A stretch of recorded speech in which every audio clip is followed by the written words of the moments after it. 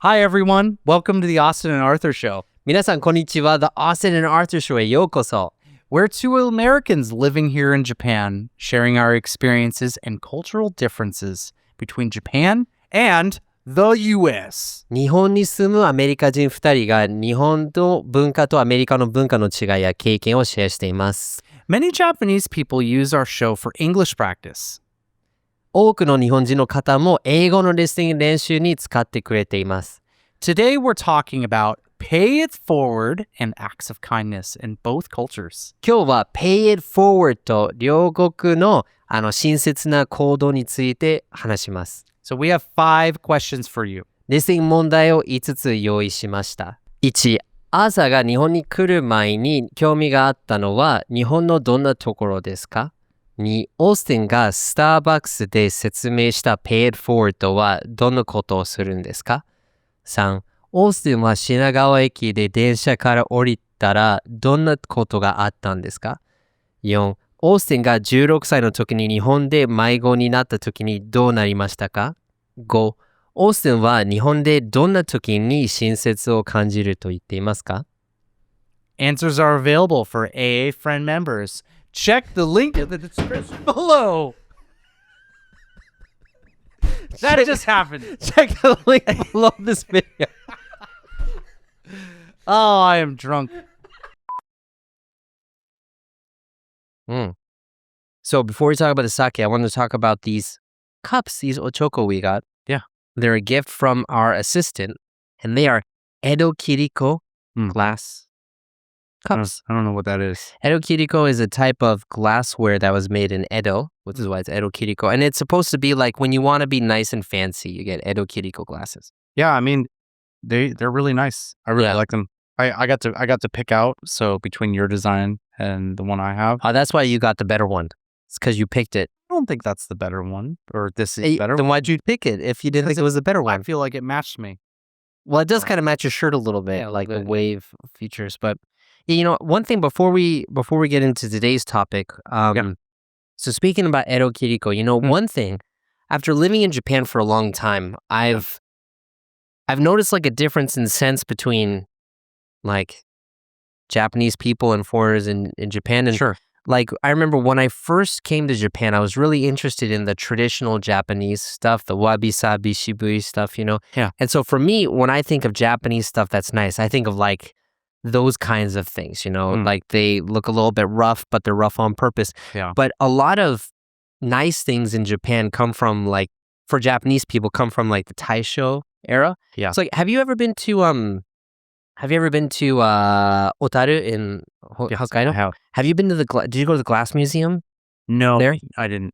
Yeah, so the Glass Museum I'm just going to take my iPad out. I don't care if people see it, but oh no, you guys can see the magic. So it was really cool when I went there. So so Aki, I think you can pull this up. I think. Yeah. Great. Yeah, so that's good.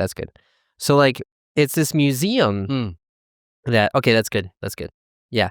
So this museum, right, is like a glassware museum in Otaru, and it comes from like the Taisho period. Like when I went up there, people were saying, oh, this is really like old-fashioned Japanese. But when I think of old-fashioned Japanese, I think of like Edo Jidai. Yeah. But a lot of Japanese people think about this kind of stuff, you know? Well, so that's kind of the weird thing, right? Okay. Like, I guess Edo period wasn't really that long ago, but I feel like it's just because that period feels ancient. Yeah. That I think a lot of foreigners associate it with like that being like really old-fashioned Japan. Well, it also feels more like exotic. Because for sure. This glass stuff is basically Europe. Yeah, it's like it comes from Europe, right? So, yeah, that's interesting. Glass art, I've always thought to be like the most fun. Oh yeah? Of like art mediums. Really? I like Why not doing it, but like observing it and like looking at it, right? Yeah. Like I don't know, like paintings just don't really do anything for me. Okay. Like I've been to a few museums before. And like, you know, I've seen like really nice, like famous paintings and stuff, but I don't know. I don't get anything from it. Yeah. Maybe I'm just not smart enough, but No, it's just, it's, you know, people react to things differently, you know. Yeah. For me, I don't know. I wasn't really much into a painting kind of person. Yeah. It also depends on the type of painting. I really like, the Impressionists. Okay. So like one of my favorite paintings is by Monet. It's like a boat with like a setting sun or rising sun, whatever it is. Yeah. But when you look at it, it's like nothing. But for some reason, just resonates with me. But today, we're going to be talking about a phrase you wanted to share, or like a custom in the United States that you wanted to share that probably most people don't know here. Yeah. So I wanted to talk about pay it forward. Pay it forward. Pay it forward. Pay it forward instead of paying it backwards. Yeah, pay it backwards. Pay it backwards. That's weird. Giving someone behind you money. Well, Just take the money. It's kind of funny because pay it forward culture, you're often paying for the person behind you. So yeah, it should be pay it backwards, right? Yeah. But explain what it is first. okay, so basically, I'll give you a very common situation where you see pay it forward. You're at a Starbucks and does it happen more in line or in the drive-through, you think? I would say the drive-through is easier because it's less confrontational. Yeah. Right? Yeah. Like people can overhear what you're ordering if you're just standing in line. And so it's not that it doesn't happen, but I think it's a lot rarer. Yeah. Right. And this is still not a super common thing that happens, but it's a really like a big part of American culture, I think. So basically, let's imagine you're in the drive-through at a Starbucks, right? You're in your car, cool, and you order your drink. You get like some $15 drink. I think that's how much Starbucks coffee is, man. You get your drink and you get like your quadruple espresso shot with like 25 pumps of different syrup. Yeah, whatever. You got your like big gulp. That's Can it Starbucks tea? wait a second. I gotta show this. You gonna show the big gulp? Aki, have you ever heard of a 7-Eleven big gulp before? Okay, ready? It's because 7-Eleven here is healthy. I know 7-Eleven. Okay, Saki, you got to bring this up. So this is American. This is in American 7-Elevens. Was it 40 milliliters or something? No, like no, that? no, dude. This is like a liter. Here, let's look at this. So this is actually 7-Eleven in Canada. This website I'm pulling up now, but. Like this big I was gulp, say right? Something, but Don't be nice. I'm nice. Never. But yeah, so basically in America, in American 7-Elevens, what people don't really know about, I think in the States, is that they have like self-serve soft drink machines, but also they have Slurpees, Yeah. And so you can come up and they have this like big gulp thing, which is like a liter and a half or 2 liters or something. Crazy how big it is. Yeah. So, sorry, when you said big gulp, it just brought memories. Like, I don't know why I'm... core memory in your head. Yeah, a core memory in my head. All right. Anyways. Yeah. So, what was about the big gulp? Okay. So, the big gulp in Starbucks. It's like you can get the big gulp at Starbucks now with your coffee, which is a joke, I hope. You might be able to do it. Yeah. Anyways, so you order your super expensive whatever, and you pull up to the drive-through window, and the person hands you your drink, and they said, "Okay, well, the person in front of you paid for your drink, so have a nice day."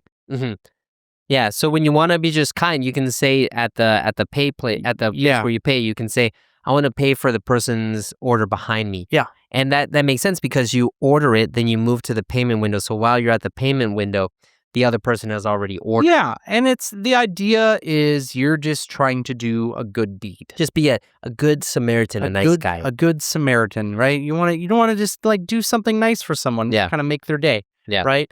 And that is like such a fundamental like part of American culture that I really don't think gets talked about at all. Yeah.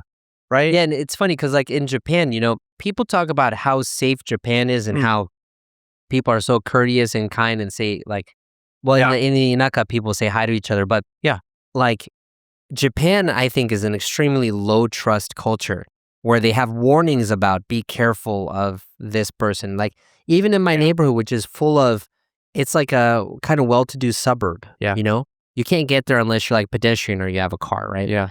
And they have signs being like, be careful of break-ins. Be careful of break-ins. Be careful of break-ins. And then in the train station, beware of phone scams. Yeah. Beware of phone scams. And like, I remember when I first came to Japan and I went to the bank and they had like a line of 10 ATMs. And on each ATM, it said, beware of fraud, beware of fraud, beware of fraud. Like, and so I think like in Japan, people tend to keep to themselves more. You know, it's funny. It's funny you mentioned that. We're gonna go off on a tangent, but you know what? I want to talk about this. Tangential conversations are the best. Yeah. Except for if you want to watch the theme. But anyways, guys. But so it's funny you mentioned that because I completely agree. But also at the same time, I feel like people here can be so naive to danger. Yeah. Right? Because it's so safe. Because it's so safe here, right? Like, I'm going to give some context here. So growing up in the U.S. it's dangerous. The U.S. is a dangerous country. Yes. Like, I'd be lying to say it's not. Land of the free. So it's land of the free. So you got to take care of yourself. So, you know, growing up as a kid, like, especially during the 90s, there was that whole kidnapping scare. Yeah, right? Right? Yeah. There was like all these kidnappings happened and like the nightly news would come on to people that people are going to steal your kids. And so like my parents would still just let me play outside by myself all day. Yeah.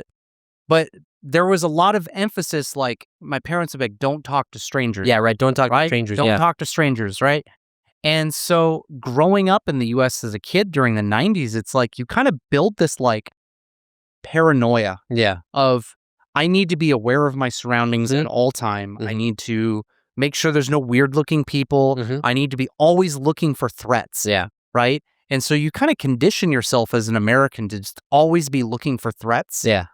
And that absolutely does not happen here. Yeah, that's true. And so what I think is, I mean, obviously not everyone's like that here in Japan, but a lot of people can just be kind of like deer in the headlights, just walk into danger, just not even realize it. Yeah, right.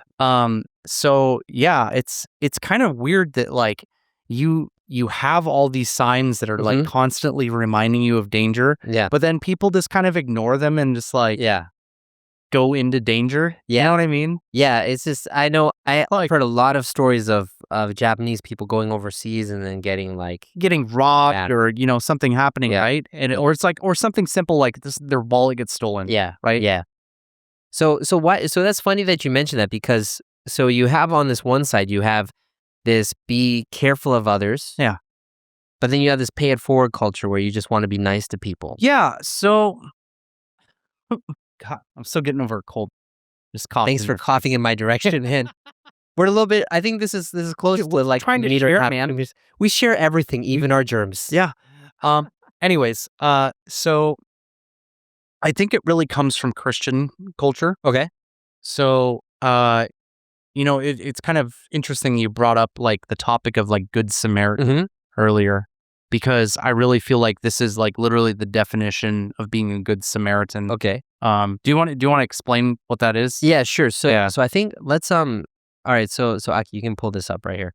So, you know, for our Japanese listeners, you know that oh yeah, Aki, you can pull up the pictures now. It's okay. Yeah. Hey guys, if you've watched this far, you're going to love our Austin and Arthur friends. In the Austin and Arthur friends, you're going to really improve your English listening, and I mean a lot. Yeah. So for each episode, you'll get English and Japanese subtitles, so you can check your listening and comprehension. You'll also get access to a members-only community where you can talk with us, the both of us. Mainly me, right? No, definitely not.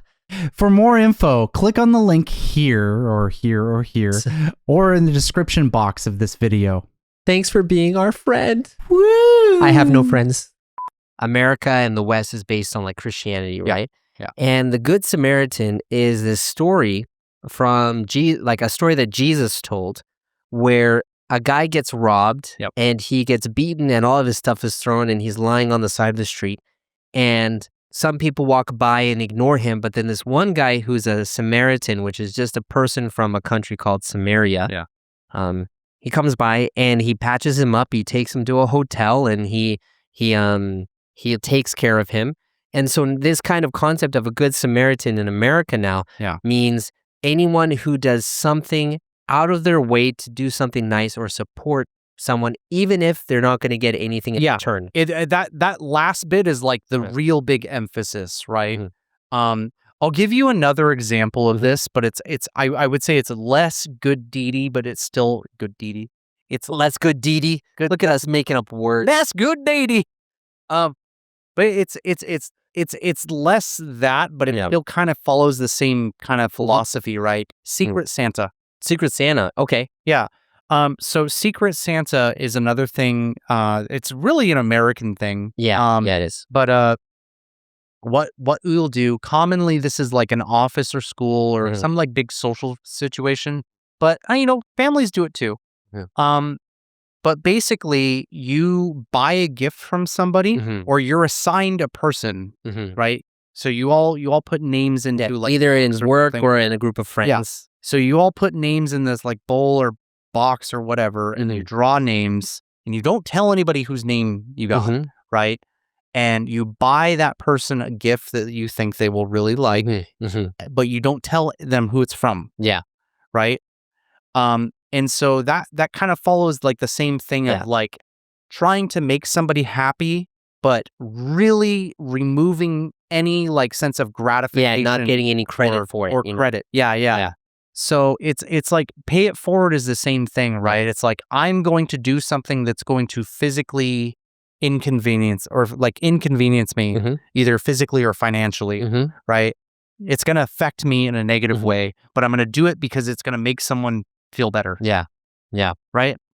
Yeah, it's funny. So you have that, and then we were kind of also talking about other customs or habits that you have in the States that you don't have here. And like one of them that I'm used to now, but I still feel weird doing it is not holding the door open for people here. Yeah, so that's another thing, right? It's like I think Japan's such, I'm going to say interesting. I'm not going to say weird because it's a little weird as a negative connotation. Yeah. But Japan's interesting in the sense that like this country is known for it's renowned for its hospitality. Yeah. But at the exact same time can feel like one of the coldest cultures on earth. Yeah. Right? Yeah. It's like people here can, from an outsider's perspective, can seem so uncaring and callous that it's just like, God, do you people have a soul? Yeah. Like that is the common thought that a lot of foreigners have when they come to Japan and they experience some stuff. It's like, what? Yeah. Yeah, it's like no one, I mean, so in Tokyo, of course, it's like New York where you kind of ignore everyone around you. Yeah. But even so, like, even, so now I live in the suburbs where it's less populated, and people will say hello to you on the street if it's your neighbor. For sure. But if it's your direct neighbor. But if it's someone who's not your direct neighbor, you wouldn't say that. Whereas like in the United States, you're like considered rude. Like Seattle's a little bit different. That area's different. But where my mom's from in the South, in South Carolina, it's like a social faux pas to not say hi to someone on the street. Yeah. Even if they're a stranger. Yeah. Yeah. Yeah. It's like, I'm not, I can already see the comments coming. Like, oh my God, Austin hates Japanese people. Austin, why don't you go back to America? I know. Wait, what part of Japanese culture do you actually like, Austin? Because you always complain about Japan. Yeah. Sorry, I'm making fun of you guys. Anyways, but no, I'm not saying Japan's actually a cold place. Like you can experience some really great hospitality here. Like I'll tell you it's interesting where you really find hospitality, like traditional hospitality in the way that like an American would think. Moms. What do you mean? Moms preparing bentos for their kids. Yeah. Okay. Like, or just moms like doing stuff for their kids. Like that's not the only example, but that's like, I think the easiest one to immediately think of in Japanese culture. Cause like the amount of like intricate little things that you see moms do for their kids here, it's like so above and beyond what a parent like really needs to do. Yeah. Like I remember when I first saw the Japanese bentos that the moms were making. So it was really amazing. Like even in the States, we would see these went viral. So yeah, you can pull this up now. Yeah. But like, so we'd see things like this, and like these are all like American websites that are saying, look at all these bentos that people have made. It's amazing. There's definitely like an Instagram aspect of it, right? That like some moms will do it just like for fame. But Yeah. like most of them don't, because like really, who's seeing this bento? It's just their kid, right? Yeah, right. So like the moms don't really benefit from doing this. Yeah, It's right. a lot of work. Yeah. There's hours and hours of work just to make a single lunch. Yeah. Right. But you know, it makes their kid happier. Yeah. Right. And it's these like small little things. And I Yeah. think when you live here in Japan for a while, you start picking up on it, Yeah. and you see the kindness that people can do. Here's the thing, though. Yeah. So that is for your in-group, it's for your family. Yes. What I'm talking about here is, you talk to people in your out-group. Yes. And I feel like in Japan, once either there's two things that happens. Either you're in the in-group with them, or they get outside permission to be kind. Yeah. Like there's a rule or something. Yeah. So then that happens. I think I was trying to get to that. like random acts of kindness don't really happen here. I would agree. Yeah. For sure. Yeah. Yeah. Like I'll give you another example. Mhm. I think I've told this story once or twice on the podcast now that I think about it, but I was in Shinagawa on my way to work one morning, and I was riding the Keihin Tohoku line, which if anyone has ridden that train in the morning, it is packed. Yeah. To the point where even now, every single morning, they still have the station attendants pushing people in just to close the doors. Yeah. Every station up to Shinagawa, right? From Kawasaki. So I was right next to the door, and the door opened in Shinagawa, and you just get pushed out. Yeah, it's Mountains. like a wave of people. Yeah, just moving out of the train. So it's like I get forced out of the train. So it's not as bad as I'm making it sound, but It can be as bad as you're making it sound. It's true. Yeah. So I get pushed out of the train, and I'm standing next to the train to go back in, and there's this fat woman, I'm just gonna say, getting out of the train, and she steps out of the train, but she steps in between the track and the platform. I know. And so immediately falls and gets like stuck between the train and the platform. And like this happened like inches from me. Yeah. And I'm just looking down like, oh shit, Yeah. I need to help this woman. Yeah. Like this is a serious situation. So like I get down and I'm like pulling her out, but like, look, I'm gonna be honest, like I'm a pretty strong guy, but like She's really big. Yeah. she was big. Okay. Like probably to the point where she probably weighs almost as much as I do. Okay. Right? It was And her. you're tall, so that's a big thing. She was big. Yeah. And like I'm sitting here trying to pull her up, and like she's like stuck between the platforms, so she doesn't really have a grip to like, assist me, right? No one stopped to help me. Yeah. The station attendant, after like 30 seconds, comes over and is like watching me, Yeah. and like he comes up and he's like, "Daijoubu desu ka?" And it's like, are you kidding me? Yeah. Like, dude, read the what? Yeah. No, obviously not. Yeah. Like, Yeah. and it's like that kind of thing where it's like, if I was in the US, now, to be fair, if I was in New York, maybe that might happen still. But if I was in the US, basically like anywhere, and I would still say even in New York, people would probably help you. There would be 10 people who would immediately run over and try to help. Yeah. Right? Yeah, I heard that actually, so I'm not sure if this is true. So if you guys in Japan know that I'm wrong, please don't write a comment because I'll have my feelings hurt. But that's a joke. Please tell me if I'm wrong or not. But so in America, they have something called Good Samaritan laws, where if you try to help someone within a certain limit and you end up causing harm to them, because you're trying to help them, you can't get penalized for that. Whereas in Japan, they don't have that. So if you try to help them and you hurt them, then you're liable. Yeah, that's actually a really big thing that you brought up. Yeah. Because I've heard of situations where it's like, somebody ends up like passing out and falling down, and another person like going to like administer aid to them, and then them getting sued. Yeah, right.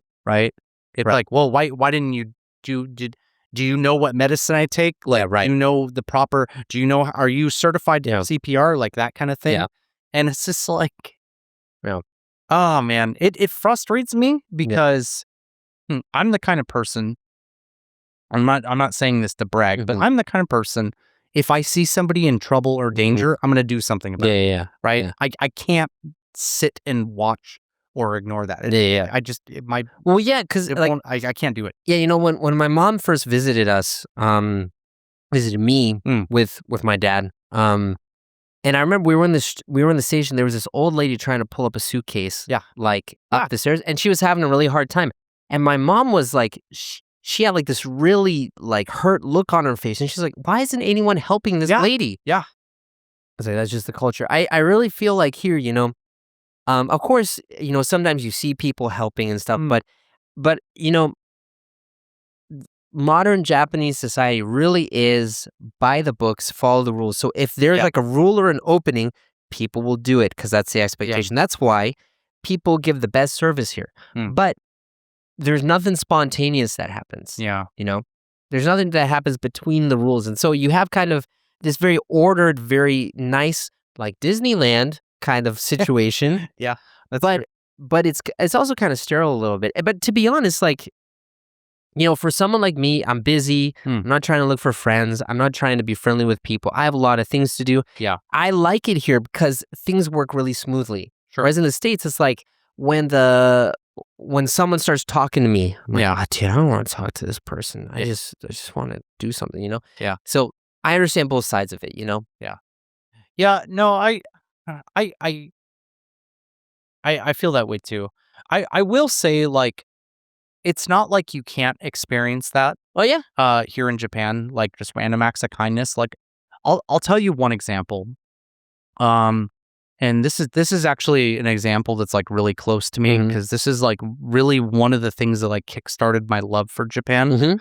When I was an exchange student here, I first came to Japan when I was 16. Okay.